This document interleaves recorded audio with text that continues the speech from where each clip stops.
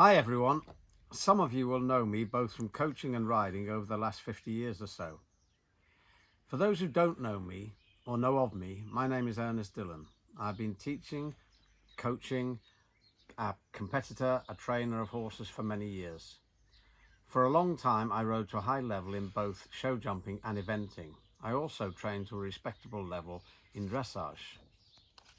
During the present lockdown, I found it very difficult to attend my clients as I normally would, especially those in the USA, up north in Scotland, and down in the southwest of England.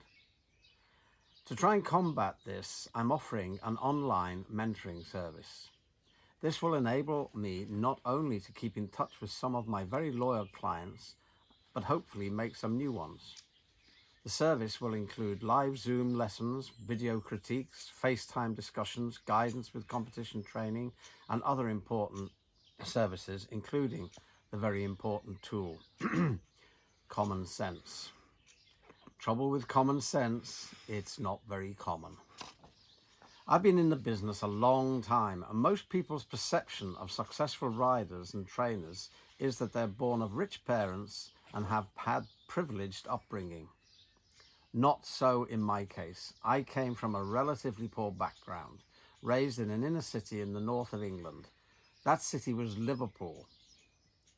Apart from hatching me, my town was the birthplace of a little-known pop group, the Beatles, and of course, home to the best football club, that's soccer in America, in the world.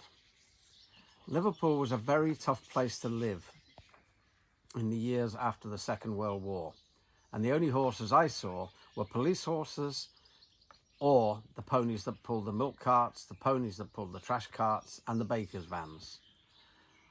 I did, however, have a great start to my horse riding journey at age 11 by being lifted up onto a very big police horse and being led around by a very tall policeman. I met that same policeman 25 years later when he was working as a steward at a major horse show I was jumping at. He said he remembered me, but I'm not so sure, but it's a nice thought. The reason I'm telling you all this is that after my brief meeting with the policeman, I was very lucky to have found a wonderful couple of riding teachers at an early age. They were Cyril and Dorothy Johnson, who was a fellow of the British Horse Society, later the Northern Equitation Centre in the north of England. I met them purely by accident, a story I'll reserve for another day. This amazing couple were a long way ahead of their time in the way that they thought about riding and horsemanship. They taught me many valuable lessons, not only about riding, but about life. Cyril mentored me both in person and over the telephone before the internet existed for a whole of my professional riding life until recently he sadly died. He was always someone I could turn to for advice, and he was always there for me.